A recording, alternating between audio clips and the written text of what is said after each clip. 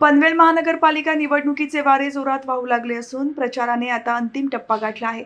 या पार्श्वभूमीवर भाजप, शिवसेना, राष्ट्रवादी आणि आरपीआय या महायुतीच्या उमेदवारांच्या प्रचारार्थ सोमवारी शहरात एक भव्य बाईक रॅली काढण्यात आली।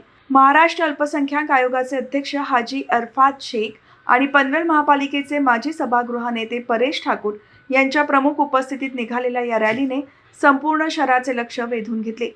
प्रचारादरम्यान हाजी अरफात शेख आणि माजी सभागृह नेते परेश ठाकूर यांनी दिवंगत लोकनेते दिबा पाटील यांच्या निवासस्थानी जाऊन त्यांच्या प्रतिमेस पुष्पहार अर्पण करून अभिवादन केले। या रॅलीच्या माध्यमातून महायुतीने आपले जोरदार शक्ती प्रदर्शन केले।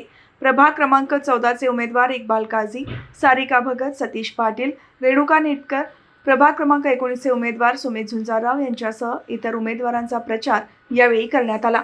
महायुतीचा विजय असो अशा घोषणांनी परिसर दणाणून गेला होता। यावेळी माजी नगरसेवक मुकीत काझी, प्रभाग 19 चे उमेदवार सुमित झुंजारराव, जिल्हा उपाध्यक्ष मयुरेश नेटकर, शहर अध्यक्ष प्रीतम भात्रे, अकबर सय्यद, केदार भगत यांच्यासह महायुतीचे अनेक पदाधिकारी आणि कार्यकर्ते मोठ्या संख्येने उपस्थित होते।